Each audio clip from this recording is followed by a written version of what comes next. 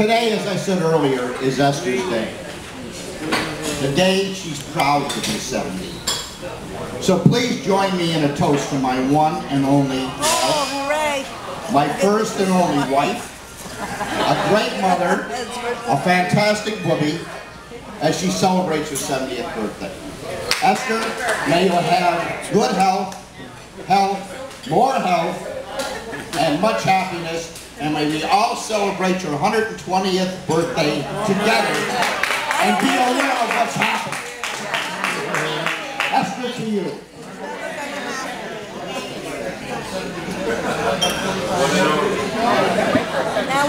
Okay, in my opening comments, I said that this was a celebration of Esther's life. Who better to tell it than the birthday girl herself? Esther, the floor is yours.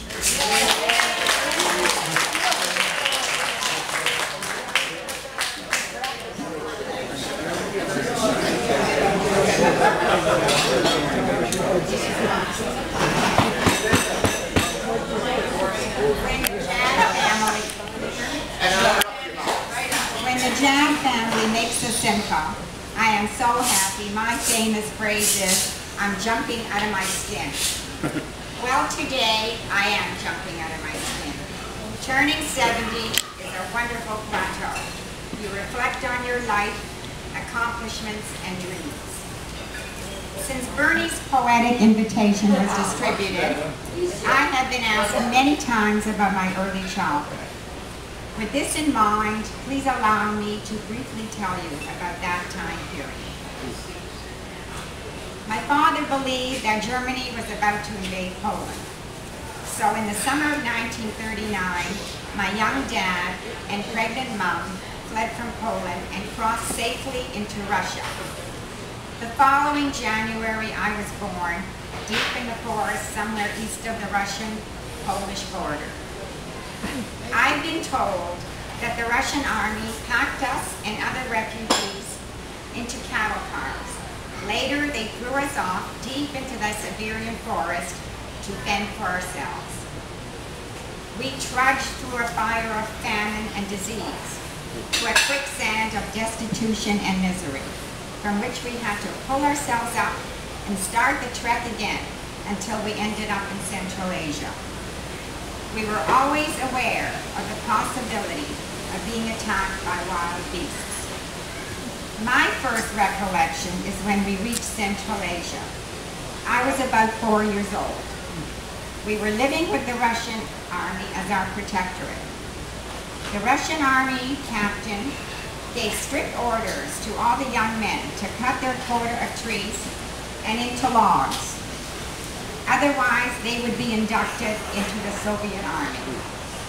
Luckily, my father was able to do this, and this is why we were not separated and we were given a chance to survive.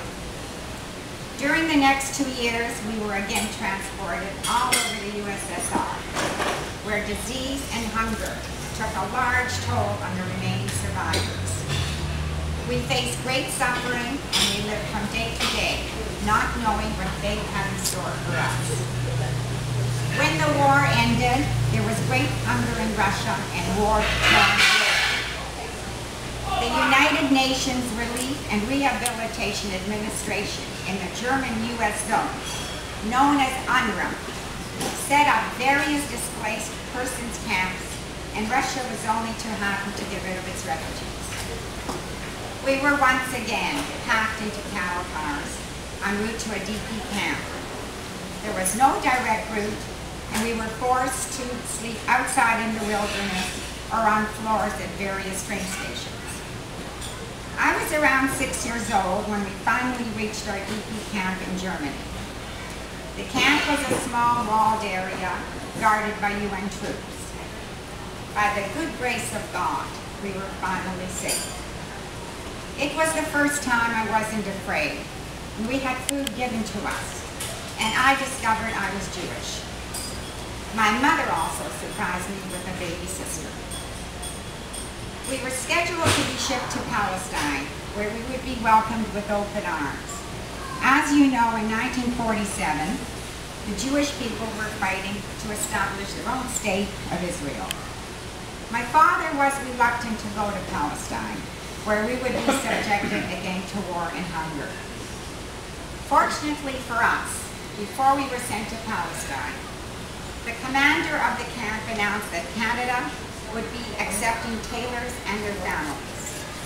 We qualified, and in January 1948, we sailed across the Atlantic and landed in Nova Scotia, Canada. After being interrogated, we were cleaned and given new clothes. We boarded a train to Toronto. This time, we all had seats and food and felt like humans. The rest is history. I grew up to be a happy adolescent and, I think, a well-adjusted teen, without any of the baggage from the past. In 1958, I married Bernie, the love of my life. We have 3 children who grew up to be loving, caring, and respectful adults. They each married wonderful partners. But the biggest win of the lottery is our 8 precious grandchildren, of which 2 are here today. In addition, Bernie and I, through hard work and determination, have managed to build a good life in Toronto. And fortunately, we have a good base of friends, many of whom are here today. The winter months are now being spent in Coral Lakes, where we have also been privileged to build another base of friends. So you see, my friends, my hopes and dreams have come true. And for all this, I am truly grateful. I would like to thank my dear family and our friends from North and South for being here to celebrate this occasion with me. Special thanks to my wonderful husband, Bernie, for arranging this. Mary Lee, where are you?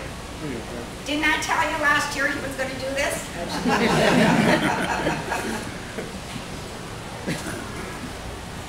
L'chaim to all of you, and may you have happiness, good health, and many more years of birthdays.